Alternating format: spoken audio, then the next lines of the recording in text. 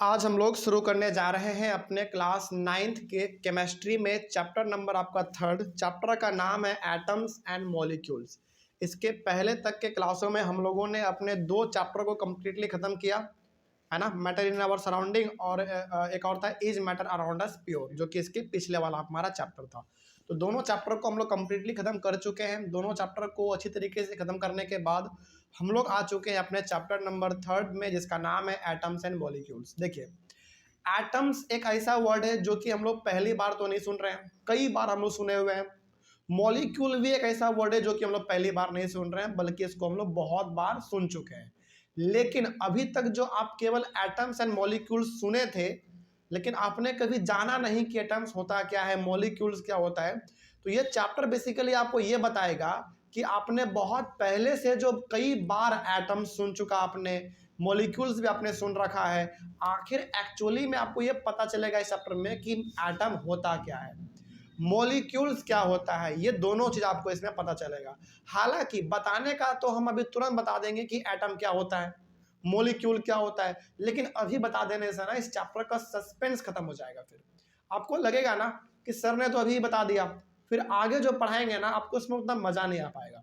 इसीलिए आपको इस चैप्टर को मतलब इंजॉय करना है। इंजॉय करने का मतलब हो गया कि चैप्टर में आप देखेंगे आगे कि हर मोड़ पर आपको एक नया चीज़ मिल रहा होगा, और वो सारा चीज़ यदि हम अभी बता देंगे ना तो फिर इंटरेस्ट आपका खत्म हो जाएगा इस चैप्टर में।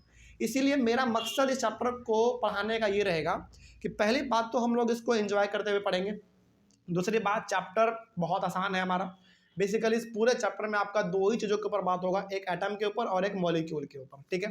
तो बहुत आसान चैप्टर है, तो आराम से इसको हम लोग पढ़ेंगे।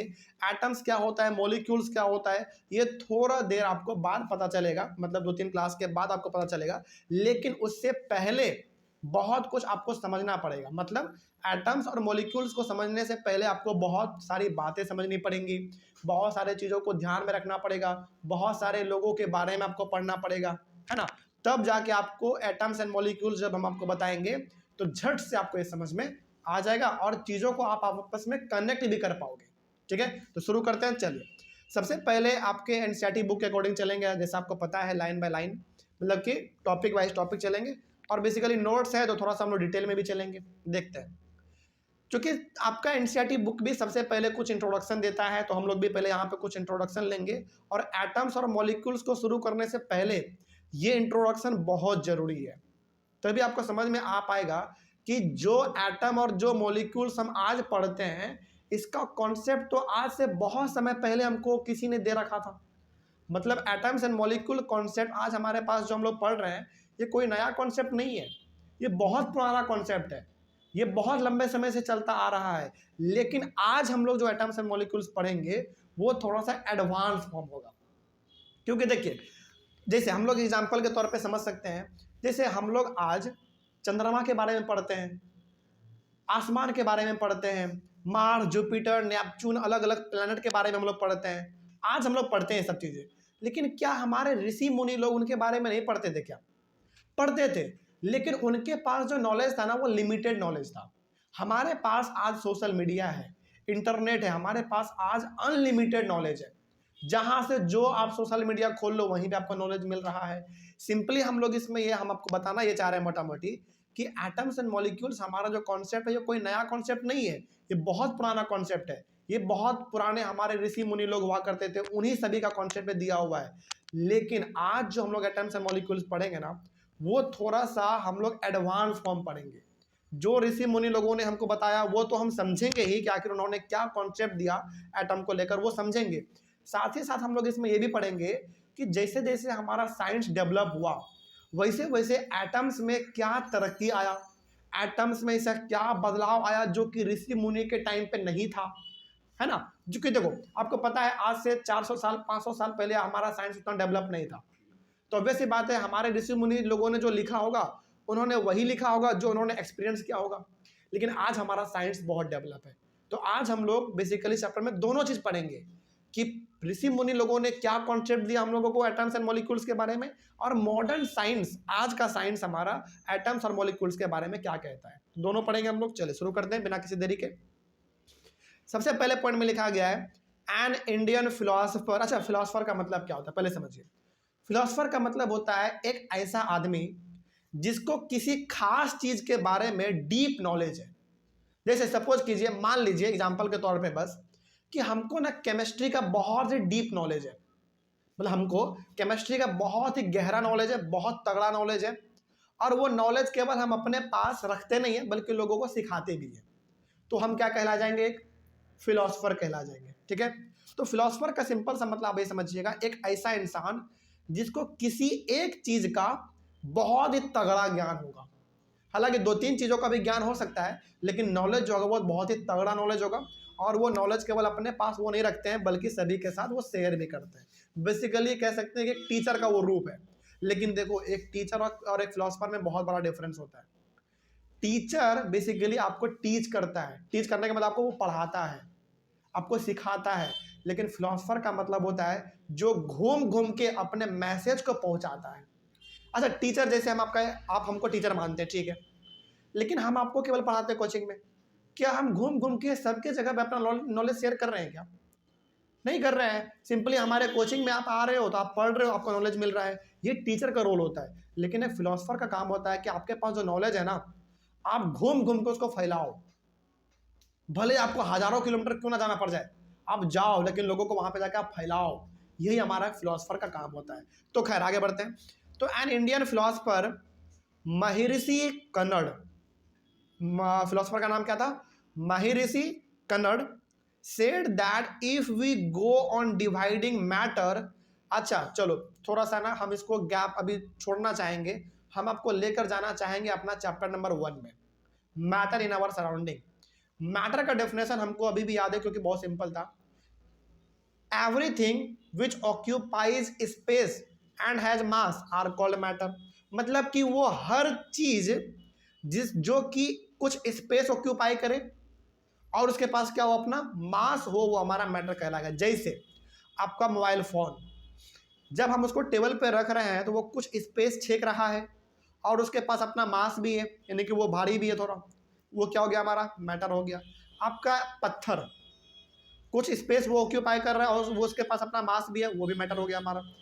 आपका टेलीफोन, आपका टीवी, फ्रिज, एसी, कूलर, किताब, बैग, पैंट, जूता, मोजा, चप्पल, पेंसिल, पेन, रबर, कटर, ये सब क्या है? आपका मैटर है। मतलब कि आपको जो आपके आसपास जो भी चीज दिख रहा है, सब का सब आपका मैटर है, क्योंकि सब का सब कुछ ना कुछ इन्वायरमेंट में स्पेस छेक रहा है, पहला बात। दूसरा बात, सभी के पास अपना कुछ ना कुछ मास है। तो हम यहाँ पे कह सकते हैं कि मैटर का सिंपल सा मतलब हो गया कि जो आपको आपके आसपास ऑब्जेक्ट दिख रहा है वो आपका मैटर है।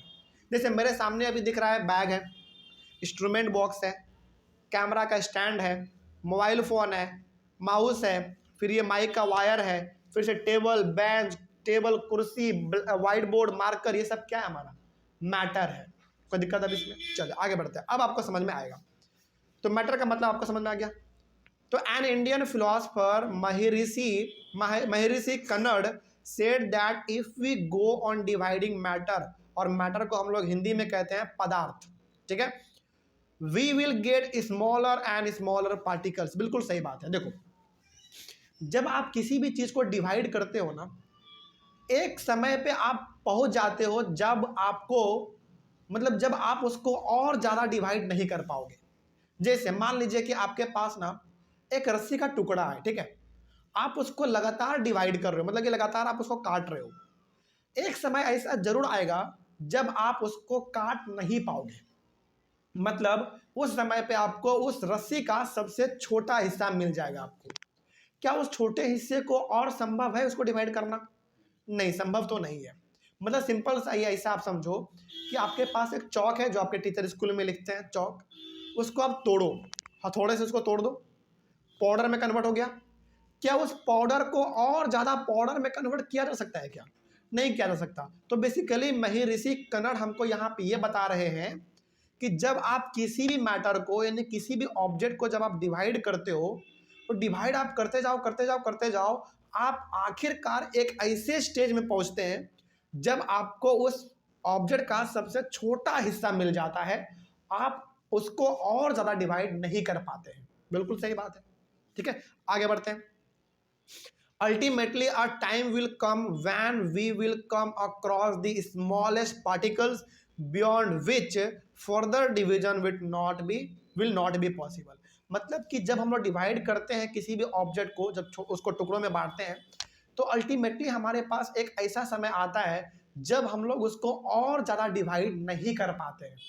ऑब्वियस ही बात है, आप नहीं कर पाओगे इसको, क्योंकि किसी भी चीज़ को काटने के लिए क्या होना चाहिए, डिवाइड करने के लिए क्या होना चाहिए, उसका बड़ा होना चाहिए। जैसे मान लीजिए आपको पत्थर को तोड़ना है, तो पत्थर को तोड़ने के लिए वो थोड़ा सा साइज में बड़ा होना चाहिए, तभी आप उसको तोड़ पाओगे। लेकिन वो ऑलरेडी जब पाउडर के रूप में कन्वर्ट हो चुका है, तो आप उसको और ज़्यादा डिवाइड नहीं कर पाओगे, नहीं उसको तोड़ पाओगे। तो महिर ऋषि हमको ये बताना चाह रहे हैं सिंपली कि जो भी ऑब्जेक्ट आपको आसपास दिख रहा है वो सबका सब मैटर है। पहली बात, जब आप उसको डिवाइड करोगे तो एक समय ऐसा आएगा जब आपके हाथ में उसका सबसे छोटा हिस्सा आपको प्राप्त हो चुका होगा, ठीक है। और दूसरी बात, उस छोटे हिस्से को और ज़्यादा डिवाइड आप नहीं कर पाओगे। बिल्कुल सही बात है, ठीक है। आगे बढ़ते हैं। महर्षि कन्नड़ कॉल्ड दीज पार्टिकल्स परमाणु, और महर्षि कन्नड़ ने उस सबसे छोटे से पार्टिकल्स को, जिसको हम और ज़्यादा डिवाइड नहीं कर पाएंगे, उस पार्टिकल को इन्होंने नाम क्या दिया, परमाणु नाम दिया। और ये परमाणु एक हिंदी वर्ड है, ठीक है, इस बात को आप याद रखिएगा।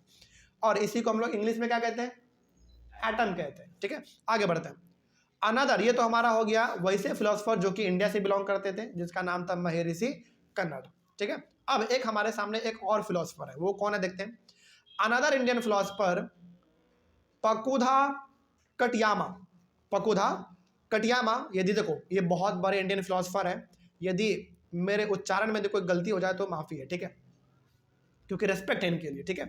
तो अनदर इंडियन फिलोसफर, एक हमारे पास फिलोसफर और हैं, पकुधा कटियामा, said that these particles normally exist in a combined form which gives us various forms of matter।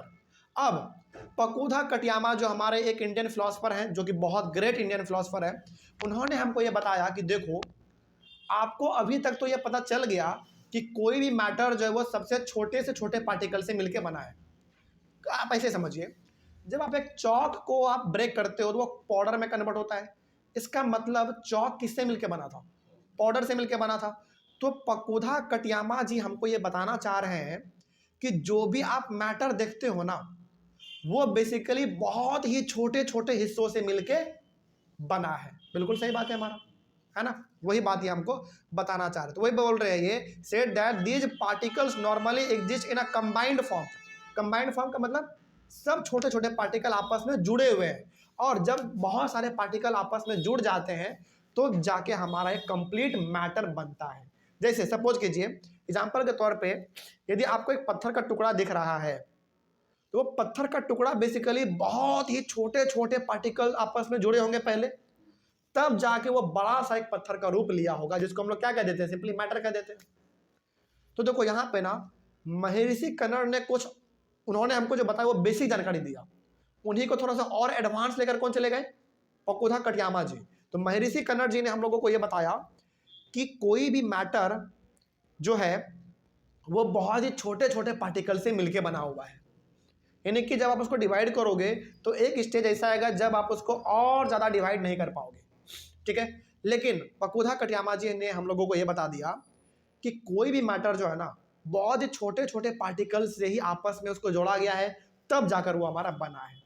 तो सिंपली ओवरऑल यदि हम लोग यहाँ पे बात करना चाहें तो ये कर सकते हैं हम लोग कि कोई भी सबस्टांस जो आपको आसपास दिख रहा है, कुछ भी ऑब्जेक्ट जो आपको आसपास दिख रहा है, वो बहुत ही छोटे छोटे पार्टिकल से मिलके बना हुआ है, ठीक है। आगे बढ़ते हैं। अब ये तो हमने दो इंडियन फिलोसफर के बारे में पढ़ा, हमारे पास एक और फिलोसफर है जो कि ग्रीक के हैं, मतलब ग्रीस देश के हैं, ठीक है।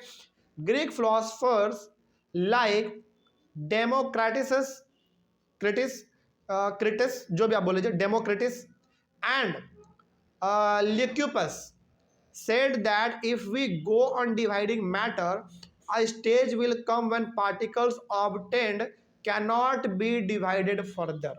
ये इन्होंने वो वही बात कहा जो बात महर्षि कन्नड़ ने हम लोगों को पहले ही बता दिया था, इसमें तो कोई बड़ा बात है ही नहीं। तो बेसिकली आप यहाँ पे याद रखिएगा कि हमारे एटम्स को समझाने में ग्रीक के दो फिलोसोफर का ये बहुत बड़ा योगदान रहा है। तो इन दोनों ने भी बेसिकली हमको ये बताया कि जब हम लोग किसी भी मैटर को डिवाइड करते हैं तो हम लोग एक ऐसे स्टेज में पहुंच जाते हैं जहां पे उसको आप और ज़्यादा डिवाइड नहीं कर पाओगे। ठीक है, ये इनका कहने का मतलब था।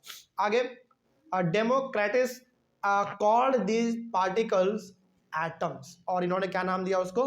एटम नाम दिया। और एटम का मतलब होता है इंडिविजुअल। इंडिविजुअल का मतलब हो गया कि जिसको आप और ज़्यादा डिवाइड नहीं कर सकते हैं। ठीक है, तो याद रखिए सबसे छोटे पार्टिकल को, यानी कि किसी भी मैटर का जो सबसे छोटा पार्टिकल होता है, महर्षि कन्नड़ ने उनको नाम दिया क्या? परमाणु। और डेमोक्रेटस ने नाम क्या दे दिया? एटम। इंग्लिश नाम है एटम और हिंदी नाम है हमारा परमाणु। तो ये हमारा एक बेसिक इंट्रोडक्शन हो गया इस चैप्टर का, एटम्स एंड मॉलिक्यूल्स का।